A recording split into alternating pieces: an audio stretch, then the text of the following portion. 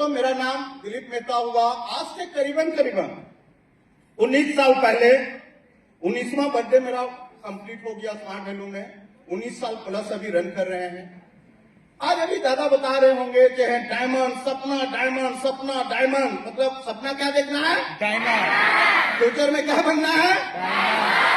अनिल ने कई देरों से चिल्ला रहा था, आप लोगों ने बोल रहा है यस सर, यस सर। बनना है?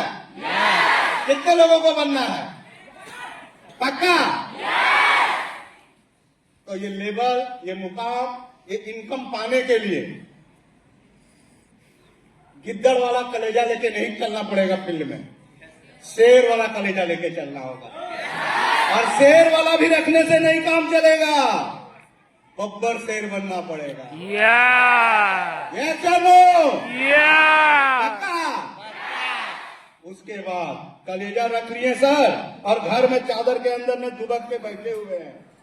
थोड़ा पानी पड़ा डूबके हुए हैं, थोड़ा ठंडा पड़ा डूबके हुए हैं, थोड़ा गर्मी पड़ा डूबके हुए हैं। तो डायमंड बन जाएंगे। दूसरा चीज, आपको किसी मौसम के साथ कंप्रोमाइज करना नहीं है। बरसात को कहना पड़ेगा तू अपना काम कर, और हम तो अगर अपना काम, तेरा सीजन आया है, बरसात को कहो भाई रुक जाओ, तो कहेगा अभी रुक जाएंगे क्या, गर्मी में बरसेंगे?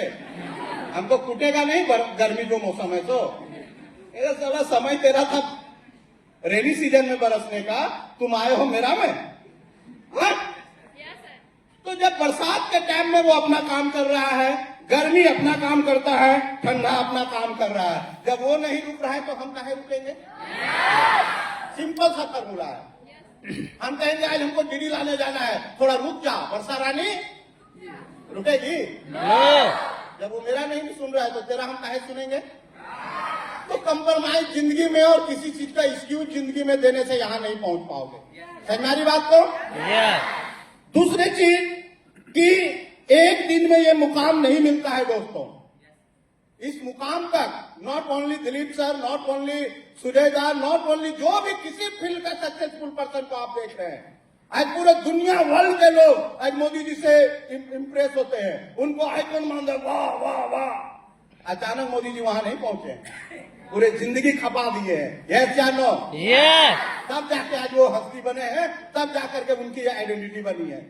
आज हम लोग विराट जी को, आज रोहित शर्मा को, आज हम लोग जितने हार्दिक पांड्या को, चाहे धोनी को, चाहे सचिन सर को देखते हैं हम लोग, या उनको देख के वाह वाह वाह सक्सेस, वाह आइडेंटिटी, कितना स्टार्डम है। उन लोग एक दिन में नहीं, उसके लिए अपना नींद, चैन, खुशियां, सारे चीज को उन लोगों ने त्याग दिया था। किसके लिए?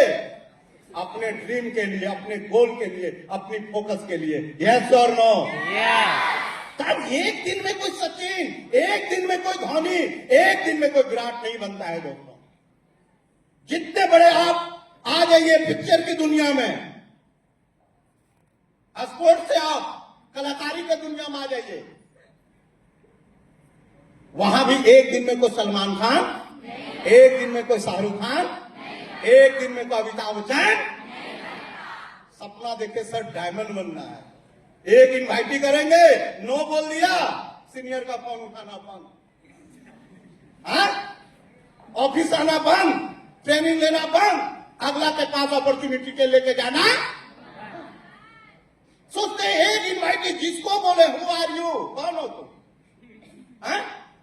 कि पहले दिन किसी को टच करे वो आपका बात मान।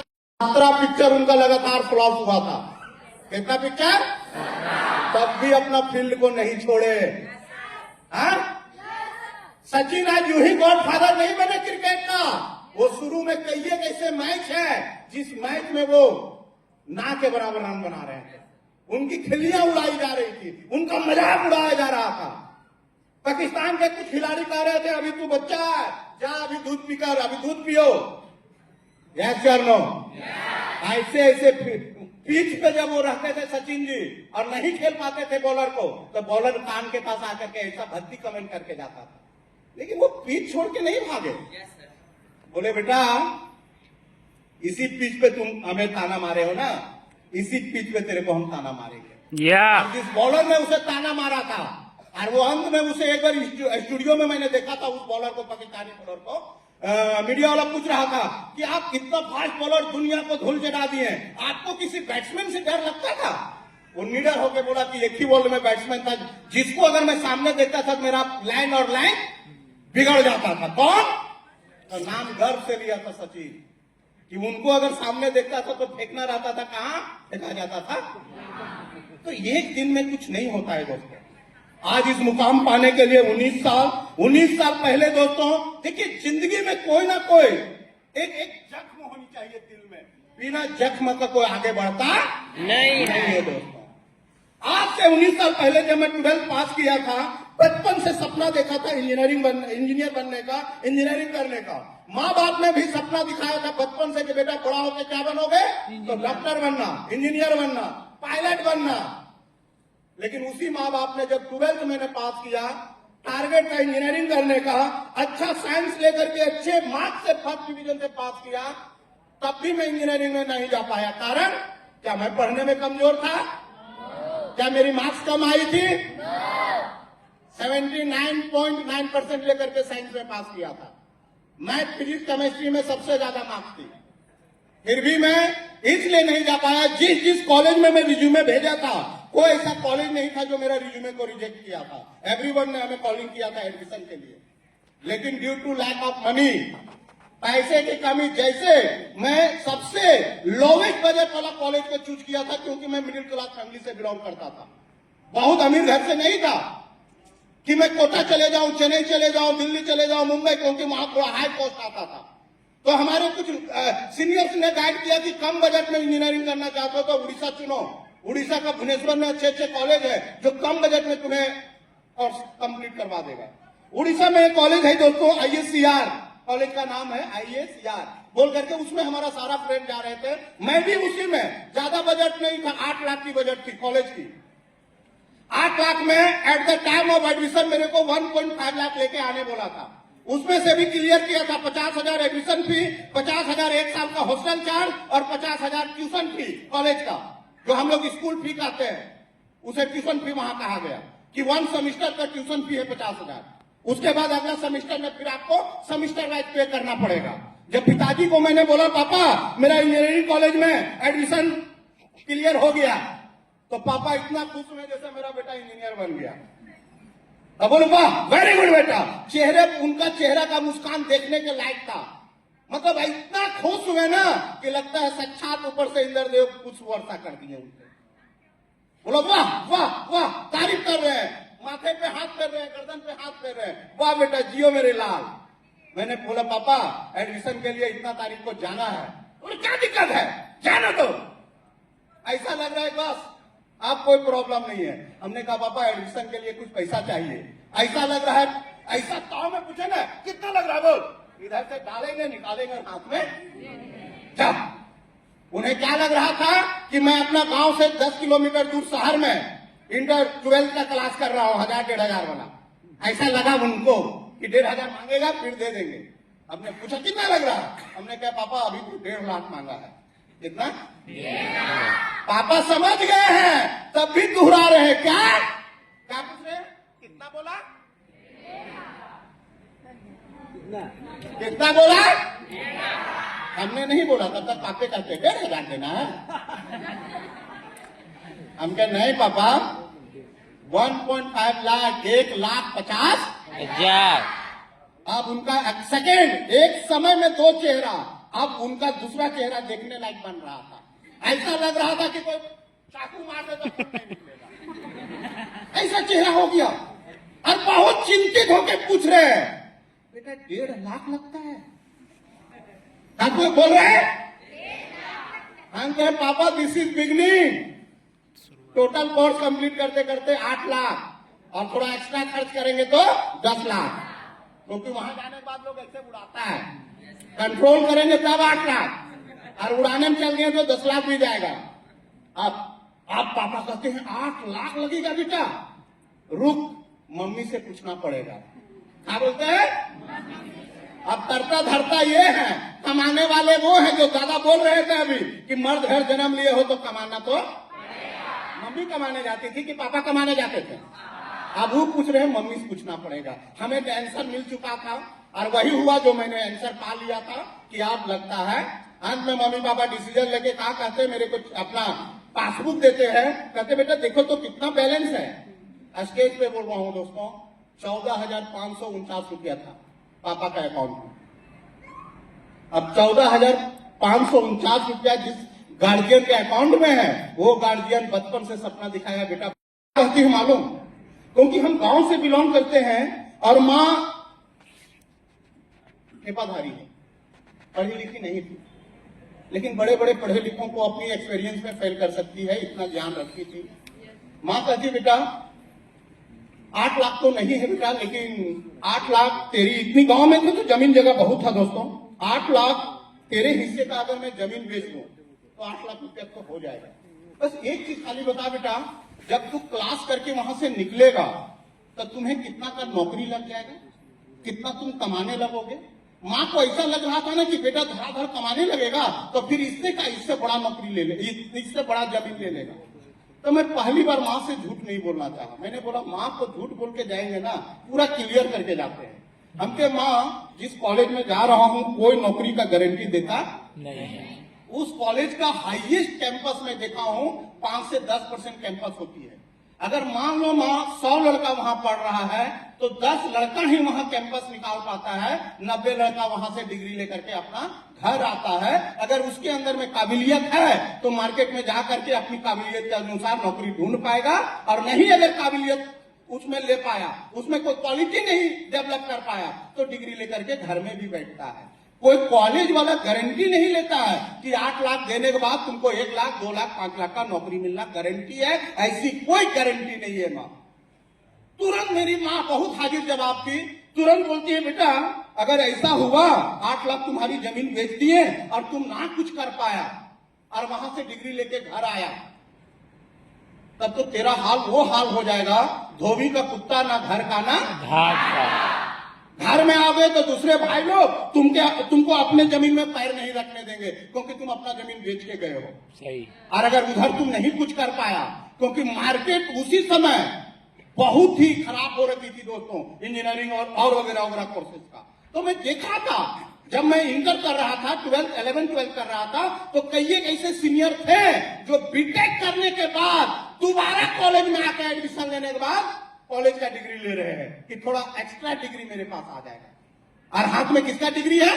बीटेक का। और फॉर्म भर रहे हैं, कोई रेलवे का, कोई और किसी का, कोई और किसी का। हम क्या इंजीनियरिंग बनने के बाद ये तो इंजीनियर का काम करता है, ये रेलवे में जाकर के टीटी का नौकरी भर रहा है टिकट काटने का, तो बीटेक करने के क्या जरूरी था। दिमाग में तो ये सब नेगेटिव चल रहा था। दोस्तों अंत में मैंने एक ही चीज सोचा कि पिताजी का जमीन, पिताजी का, हम लोग किसान है, गांव से है, सबसे ज्यादा किसान का चेहरा कब प्रफुल्लित होता है? एक अभी जब खेत में पानी है, जब वो सुबह हल बैल लेकर के खेत जा रहा है और खेत में जाकर के 6 बजे तक काम करता है, उन लोग को शाम में चेहरे पे थकान नहीं दिखाई देगा। देखिएगा, खुशी है कि मैं आज इतना खेत में फसल लगा दिया, और दूसरा खुशी होता है जब अपना खेत में फसल को पकते हुए देखता है। यस और नो? मैंने सोचा अगर मैं जीत करके पापा का जमीन बेचवा देता हूँ और फ्यूचर में अगर नहीं कुछ कर पाया तो मेरे पिता जीते जी मर जाएगा। जब जब अपनी जमीन पे दूसरे को हल चलाते हुए देखेंगे, मेरा पिताजी का कलेजा उस समय हर समय फटेगा। यस और नो? कि कभी ये खेत मेरा था, हम इसमें हल चलाते थे, आज हम अपना बेटा के कारण खेत को बेच दिए, और भगवान ना करे अगर हम अनसक्सेसफुल होके आए तो मेरे पिताजी तो जीते जी मर जाएंगे। दोस्तों मैंने भी अंदर अंदर कुछ सोचा, नहीं जीत करने गया, भगवान से बस एक ही चीज कहा, उसको जो कहना है आप कह लीजिए। एक भाषा में भगवान को गाली दिया कि भगवान पैदा ही करना था तो अमीर घर क्यों नहीं पैदा किया। जैसे मेरे दोस्त, किसी के पापा बड़ा बिजनेसमैन है, किसी के पापा प्रोफेसर है, किसी के पापा डॉक्टर है, किसी के पापा वीडियो है ब्लॉग का, मेरे पापा क्या है? किसान है। मेरे को गरीब घर क्यों पैदा किया? दूसरा, मैंने अपने पापा को कोसा मन ही मान कि अगर आज आप अमीर रहते तो खेत बेचने की नौबत नहीं। यही मन ही मन कह के फिर से मैं कॉलेज करने निकल गया। लेकिन आज मैं एक ही चीज कह सकता हूं नस्ते कि जिंदगी में आपके साथ अगर कुछ हुआ है दूसरे भाषा में कहूं कि जिंदगी में जो भी होता है वो अच्छे के लिए होता है। पक्का। यस। कितने ऐसे लोग हैं जो आज ये कहेंगे दिल से कि स्मार्ट वैल्यू मिला है मतलब मेरे को अच्छे के लिए मिला है। यस। पक्का। यस। पक्का। यस। तो आज से 19 साल पहले और आज मैं कहता हूं जो भी होता है वो ठीक हुआ कि उस दिन मेरे पिताजी अमीर नहीं थे। ठीक हुआ मेरे को पिताजी 8 लाख रुपया नहीं दिए। ठीक हुआ मैं इंजीनियरिंग कॉलेज में नहीं गया। मैं आज सोचता हूँ कि अगर उस कॉलेज से इंजीनियरिंग करके आया रहता, मेरे जो हम लोग साथ में 12th किए थे उसमें से 4 दोस्त मेरा गया था, उसमें एक दोस्त बेंगलोर में करीबन 7 साल नौकरी किया, 14,000 से स्टार्ट किया था काम, 45,000 तक उसकी पैकेज गई थी 7 साल में। 7 साल बाद वो लड़का ऑनलाइन ये अप्लाई किया जर्मनी के लिए और आज वो जर्मनी में है। उसकी एक छोटी सी दास्तान सुनाता हूं। जब वो जर्मनी निकल रहा था, मेरा बहुत खास फ्रेंड है, बेस्ट फ्रेंड है, वो मेरे को कॉल किया, दिलीप मैं जर्मनी जा रहा हूं। बाप का इकलौता बेटा, मम्मी पापा बूढ़े होने चले हैं। मेरा मुंह से पहला वर्ड निकला था कुणाल, अकेला बेटा हो यार, जर्मनी जा रहे हो, भगवान ऐसा ना करे तुम जर्मनी रहो और पापा और मम्मी के साथ यहाँ कुछ हो जाए तो क्या तुम पापा या मम्मी को आंख दे पाओगे, मुंह देख पाओगे? एक ही वर्ड बोला था, दिलीप शुभ शुभ बोल। मेरे माँ बाप को 10 साल कुछ नहीं हो, दोस्त 10 साल बाद पैसा कमाने जर्मनी जा रहा हूं क्योंकि इंडिया में रह करके नहीं कमा पाऊंगा, बैकअप नहीं बन पाएगी। हम कहे कैसे? बोला 45,000 मिल रहा है बेंगलोर में अभी मेरे को, 45,000 में से 15,000 अकेले हूं तो 15,000 का खाली रूम ले लिया हूं, 15 से 20,000 हमारा मिनिमम 15,000 महीने का खाने पीने रहने का जाने का आने का खर्च है। 30,000 हमारे हाथ में बचा, 15,000 पढ़ने का जो एजुकेशन लोन लिया हो 15,000 भर देता हूं एजुकेशन लोन में। अकेला हूं तो ये हाल है। मान लो तो 5 साल बाद और मेरी पैकेज बढ़ेगी और 5 साल बाद हमारी शादी भी तो होगी, हमारे बच्चे भी तो आएंगे, तो अब बीवी का खर्चा अलग, बच्चा का एजुकेशन का खर्चा अलग, घर ले लेंगे तो उसका खर्चा अलग, अगर गाड़ी लिए तो उसका खर्चा अलग। जो पेमेंट मिलेगा वो सब मेरा चला जाएगा क्या चीज में? घर का EMI, गाड़ी का EMI, बच्चे का EMI, बीवी का EMI में चला जाएगा। मेरा फ्यूचर के लिए कुछ बचेगा? 10 साल रहेंगे जर्मनी में। अभी वो एट द टाइम जर्मनी में है, पता नहीं, कसम से बोलता हूं उसका कंपटीशन तो ओनली मेरे से रहता है। माँ कसम कर रहा हूं, जिस दिन मैं ये दादा जो दिखा रहे थे ना पे आउट, मैंने भी स्टेटस लगाया था, सबसे पहला कॉल उसी का आया। अरे 1 कॉल नहीं आया, 3 कॉल आया, 4 कॉल आया। कहते हैं अब क्या करने जा रहे हो यार, ये क्या डाल रहे हो? हम कहे तुम नहीं समझ पाओगे, तुमको किस भाषा में समझाएं, तुम इंजीनियरिंग का लैंग्वेज समझोगे, मेरा लैंग्वेज थोड़ी समझोगे। बोला कुछ तो समझाओ ना। हम कहे अभी तक 17 कमा रहे थे ना, या 50 कमा रहे थे ना, जो अगर अभी मैं 50 कमा रहा था साल का तो आप सीधे 3 करोड़ कमाएंगे। कितना कमाएंगे? 3 करोड़ कमाएंगे। आधा घंटा मेरे से टॉक किया, पता नहीं उसका मेरे से कंपटीशन, जब कॉल करेगा पूछेगा तब कैसा चल रहा है, कहां तक पहुंचा, कितनी इनकम है, जैसे वो मेरे को टारगेट बना के रखा हुआ है। तो दोस्तों इसलिए मैंने कहा जो होता है अच्छे के लिए होता है।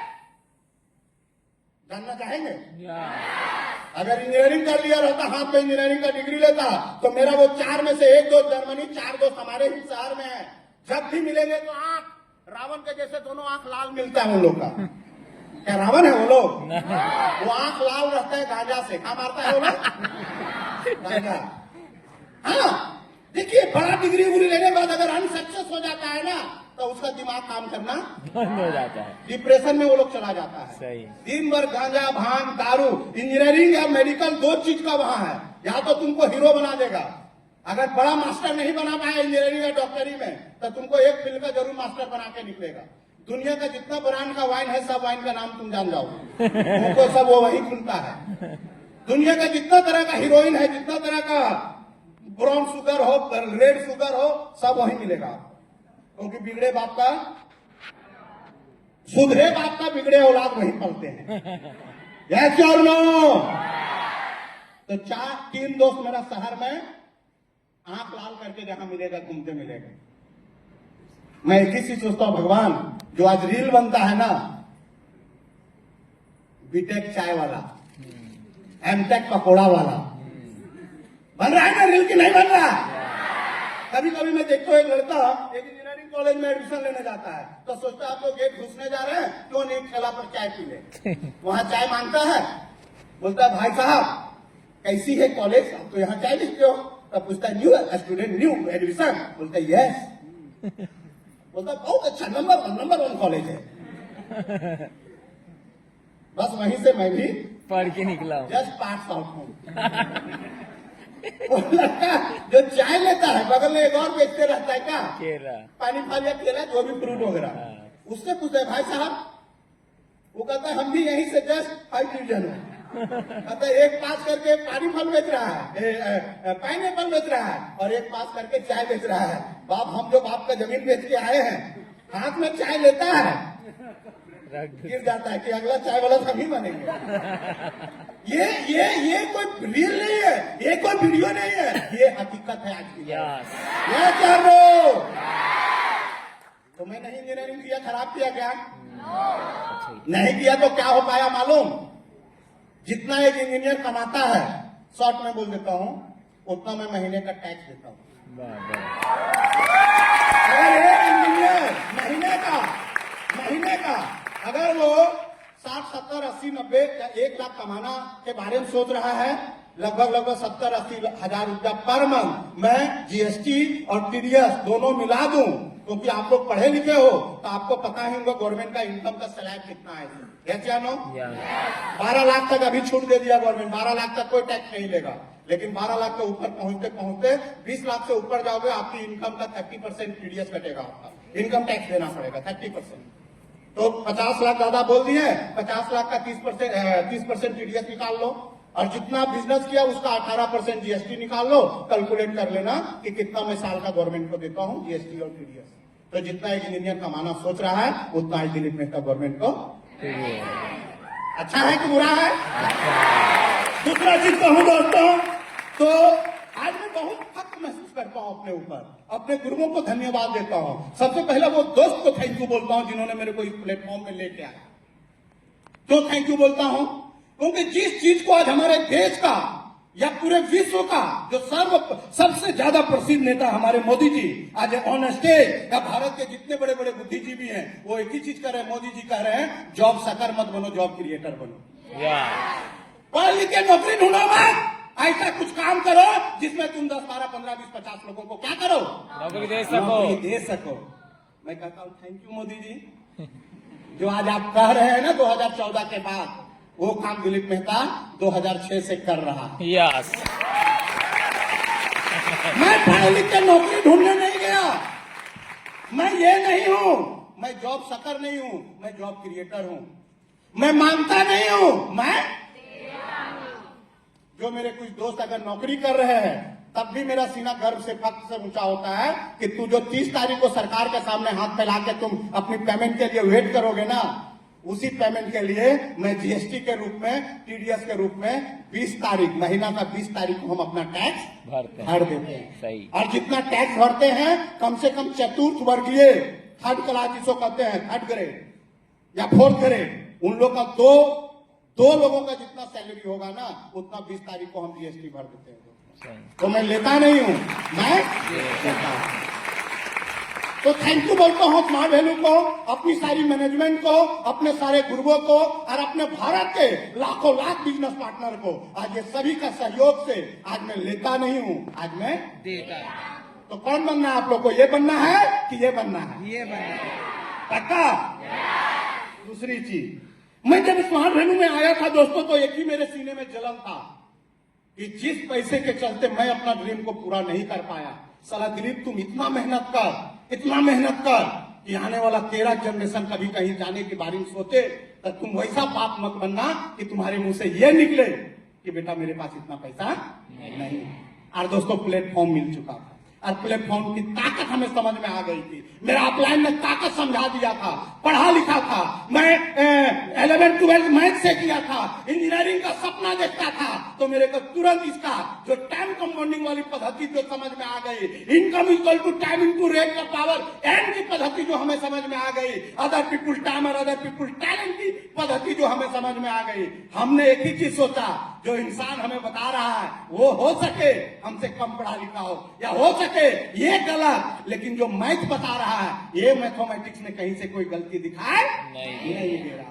मैं बस उसको सॉल्यूशन को या वो कोटेशन को या वो पद्धति को मैंने समझा और इन द ईयर 2006 में अपनी जर्नी को स्टार्ट किया। आज लगभग 19 साल 4 से 5 महीना हो गया दोस्तों। 4 से 19 साल 5 महीना में ना कहीं बाएं देखा ना कहीं दाएं देखा। एक ही मिशन था, बड़ा आदमी बनना, और एक ही ऑर्गेनाइजेशन पे फोकस किया कि बड़ा आदमी एक ही जगह से रख के बना जा सकता है। 19 सालों से निरंतर लगातार लाख आंधी आया, लाख तूफान आया, लाख कुत्ते लोग भौंकना स्टार्ट किया, लाख भेड़िए चिल्लाना स्टार्ट किया। किसी के कुत्ते को भौंकने से, किसी भेड़ियों को गिड़गिड़ाने से मैं एक ही चीज सुना था, हाथी चले बाजार कुत्ते भौंके। कुत्ते को भौंकते रहने दिया, किसी कुत्ते को सामने आकर के काटने की हिम्मत नहीं थी, दूर से भौंकता था। क्या करता था? अपलाइन ने कहा था तुम आगे निकलोगे कुत्ते लोग भौं भौं भौं भौं करेंगे, भौंकने दिया। आज इतना ऊपर चला गया कि कुत्ता गली में अगर भौंक भी रहा होगा तो हमें सुनाई देता टॉप में किसी की आवाज सुनाई नहीं देती है। यस और नो? वहां पहुंचने का टारगेट था, और वहां पहुंचने के लिए लगातार कंपनी की पद्धति, कंपनी के अपलाइन की गाइडलाइंस को फॉलो किया। जो हमें टास्क मिला दोस्तों, मैं एक ही सोच के काम करता था, अपने समय का चैंपियन रहूंगा। जब मैं ट्रेनिंग लेता था तो मैं एक ही चीज सोचता था, बैठे बैठे ट्रेनिंग लेते अब ट्रेनिंग नहीं लेता था, मैं एक ही चीज सोच के ट्रेनिंग लेता था, बेटा दिलीप आज तू ट्रेनिंग ले रहा है ना, एक दिन तुम्हें क्या करना है? रिसीवर। आज तुम रिसीवर हो, लेकिन एक दिन तुम डिलीवरी करो इसका। इसके लिए बैठ के मैं ट्रेनिंग लेता था। जब मैं दोस्तों किसी को फॉलोअप करते हुए देखता था, या मेरा जब कोई फॉलोअप कर रहा था, मैं एक ही चीज सोचा था, इससे ज्यादा बेटर फॉलोअपर हमें बनना है। जब किसी को अपना इनकम दिखाता था, मैं उसका इनकम देखकर जलता नहीं था, टारगेट सेट करता था। बेटा आज तुम्हें ये 10,000 का चेक दिखा रहा है, इसी को साले को 50,000 का चेक दिखाना है। समझा रही बात को? दो एक पहला तो छोटा कार, अभी जो 18 अप्रैल 2024 को जो मैंने गाड़ी खरीदा, उसे कार नहीं हाहाकार, फॉर्च्यूनर। कितना? 50 लाख। कितना का? 50 लाख का फॉर्च्यूनर अपने पास। आज एक नहीं दोस्तों, कभी जमीन से कभी एरोप्लेन देखता था और कहता था जहाज पैसा गिरा दो। हम सोचते थे अमीर लोग जहाज में बैठता है, गरीब लोग ऐसा ही चिल्लाता है। आज उस जहाज करीबन में मोर देन 100 टाइम से ज्यादा जर्नी करने का मौका मिला।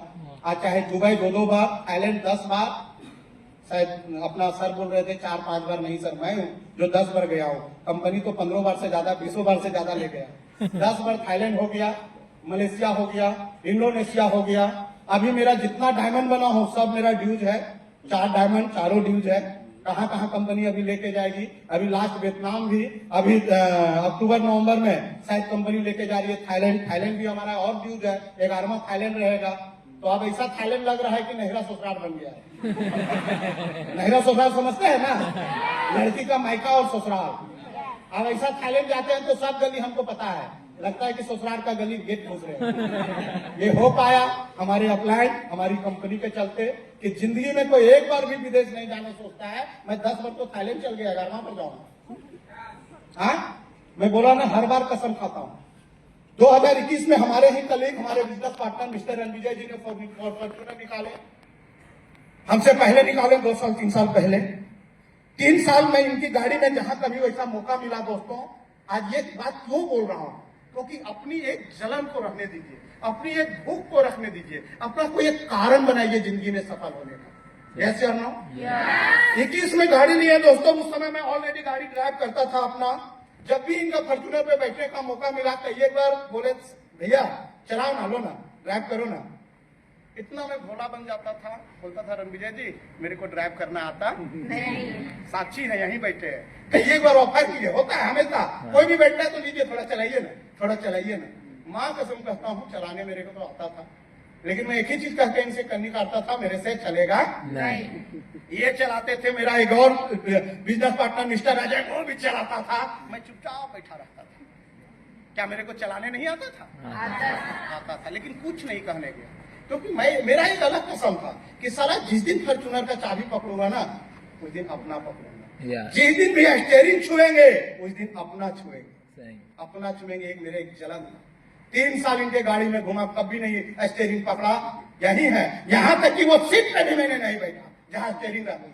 हाँ, हॉट सीट पे बैठा गया, जहां गए मेरे को हॉट सीट पे ही बैठा ले गए, लेकिन स्टीयरिंग पे नहीं बैठा। 2024 में 18 अप्रैल को जब मैं गाड़ी ले रहा था ना, तो शोरूम से जब गाड़ी निकलने की बारी आई थी, इतना कंजेस्टेड उसका गेट था और चारों तरफ कांच लगा हुआ है। गाड़ी निकलने का 2-2, 3-3 इंच ही खाली एक्स्ट्रा बच रहा है। तो वहां गाड़ी अंदर में दुल्हन के जैसे सजी थी। शोरूम वाला बोल रहा है ये सर मेरा एक्सपर्ट ड्राइवर है, वो निकालेगा। रणविजय जी मेरे कान में आके कहते दिलीप भैया हम निकाल देगा। अजय भी वहां कहते दिलीप हम निकाल देगा। तो जो मेरे को डिलीवरी दे रहा था शोरूम वाला, मेरे को कहता है, कुणाल नाम है उसका भी, बोला दिलीप सर किससे निकलवा दूं? हम कहे चाबी दो। मन ही मन सोचा था साला 50 लाख कम लगाए हैं, दुल्हन को कोई और लेके जाएगा।